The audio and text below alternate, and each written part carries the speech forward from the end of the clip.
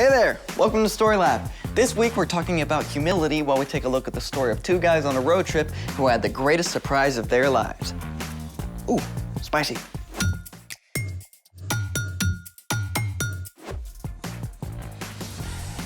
Hey, I'm Carter. And I'm Zeke. We're talking about humility, which is putting others first by giving up what you think you deserve. You know what I've always thought I deserved? What? An invisibility cloak. What would you do with the invisibility cloak? I am so glad you asked.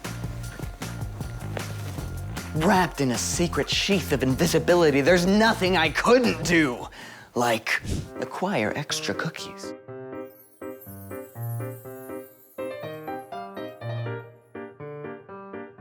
Or surprise my friends.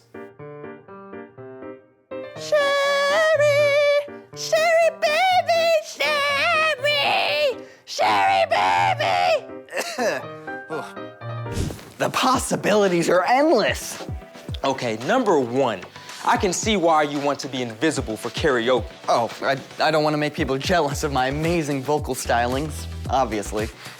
And number two, you will be happy to know that scientists are working on a real invisibility cloak. What? Yep, scientists have engineered a new class of materials called metamaterials that interact with light in ways we've never seen before. A metamaterial cloaking device can hide an object by reflecting light around it. So, someone watching will simply see signals from images behind the object, as if it weren't there. A real-life invisibility cloak? Mind blown. Zeke, what are you doing? Ordering my invisibility cloak, of course. I hate to tell you this, Zeke, but I-N-V-I-S-I-B-I. Why are there so many I's? so far, scientists have only been able to cloak something less than 1 inch tall. Oh. So I need a invisibility cloak and a shrink ray. Actually, I know a way we can make something disappear right here in this room. I've already been disappointed once today. No, really, it's super easy. Don't break my heart. This will work, honest. Well, then, let's make it. For this experiment, you need a large beaker, a small beaker, and some oil. Step 1, fill a large glass beaker about 3/4 of the way with oil. Step 2, take the small glass beaker and using tongs, push it all the way down into the oil.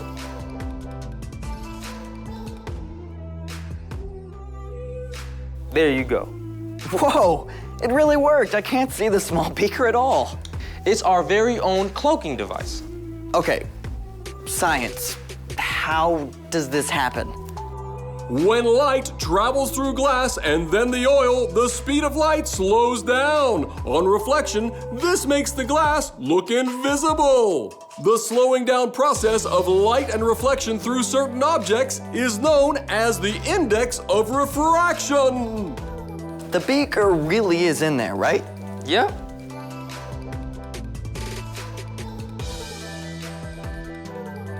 I love science. Well, we're about to look at something else that wasn't what it appeared to be. It's time for... The story before the story. Today, we're in Luke, the 3rd book in the New Testament. Luke is one of the 4 Gospels, the books that tell the story of Jesus' life. But before Luke, in the very beginning, out of a deep, deep love, God made an amazing world. But when people turned away from God, the world was broken. God made a plan to draw people back into relationship. So at the right time, God's very own son, Jesus, came to live among us. When Jesus grew up, he traveled from town to town, teaching and healing. But the religious leaders made plans to get rid of him. Jesus was crucified on a cross and died. But early Sunday morning, Jesus returned to life. Lots of his friends saw him. Which is where our story starts. Take it away. Hey everyone, I'm Brian. On the very first Easter Sunday, things were a little wild and crazy for Jesus' followers. First, the tomb was empty.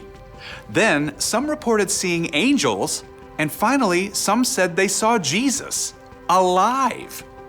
For those who had not yet seen Jesus with their own eyes, it seemed too good to believe.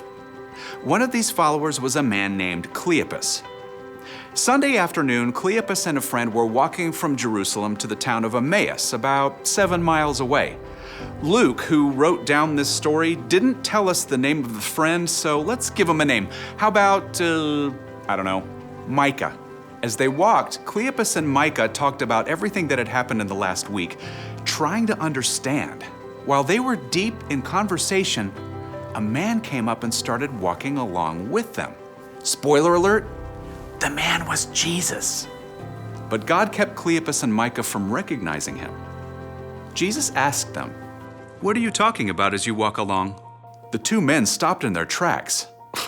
They just couldn't believe anybody could have missed all the action. Are you the only person visiting Jerusalem who doesn't know about the things that have happened there in the last few days? What things? About Jesus of Nazareth. He was a prophet. He was powerful in what he said and did in the sight of God and all the people. The chief priests and our rulers handed Jesus over to be sentenced to death. They nailed him to a cross. We had hoped that he was the one who was going to set Israel free. Yeah.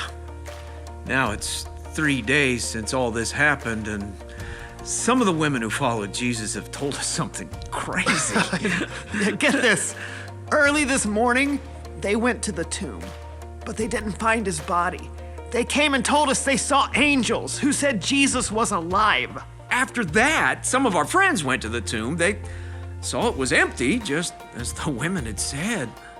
How long it takes you to believe all that the prophets said. Didn't the Messiah have to suffer these things and then receive his glory?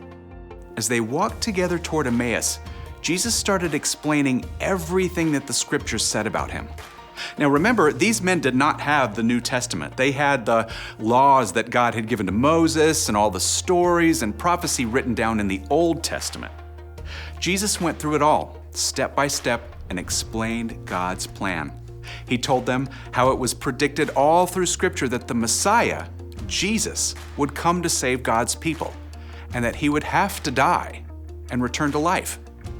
Cleopas and Micah were completely floored by what Jesus said. When they reached Emmaus, it looked like Jesus was about to keep going, but they didn't want the conversation to end. Stay with us. It's evening. The day is almost over. So Jesus went into the place where they were staying and sat down to dinner with them. He picked up the bread. "Thank you for giving us our daily bread." As Jesus broke the loaf of bread and handed it to Cleopas and Micah, their eyes were opened. Suddenly, they recognized who he was. Jesus. It's you. As soon as the men recognized Jesus, he disappeared. Remember how excited we were on the road as he explained what the scriptures meant? It could only have been Jesus. The men were so excited that they left their dinner sitting on the table and ran all the way back to Jerusalem that evening, 7 whole miles. They went immediately to the place where Jesus' closest friends were staying. We've seen Jesus. He walked with us on the road to Emmaus. The men told about everything that had happened. It was just one more amazing confirmation of the incredible truth. Yeah, that Jesus is alive. The end. Just imagine if you're one of those guys. I mean, you find out it's Jesus, and then he just disappears. Like he can do that now. I wish I could have heard Jesus himself explaining God's whole plan. Yeah, that was a pretty awesome thing Jesus did for them. So, what's our part in the story? Jesus cared about his friends so much that he wanted them to understand the big picture of what God was doing. And we can take the time to help others understand what God is up to as well. Like if you have a friend that feels like they don't fit in anywhere, remind them that God has made them unique, and he has a special place for them to feel that no one else can. Or maybe your cousin is going through a really rough time. You can encourage them that God can use even really hard things to do something good. You can show humility by taking the time to help people understand other stuff too, like a hard math problem. Or how to tie their shoe. Or the best way to shoot a basketball. Yeah, just be patient, even if they don't get it the first time. Or the second time. Yeah, I mean, I sure don't understand things right away either. Yeah, that's right, me included. See you next time. So, here's the thing. Put others first by helping them understand. Could we get a giant glass vat of oil for me to turn invisible in? Ew. The oil and glass invisibility effect does not work on opaque objects such as humans. Well, rats. How about you just enjoy some karaoke music? Thanks for joining us in the Story Lab. See you next time. Fly me to the moon. Let me play among the stars.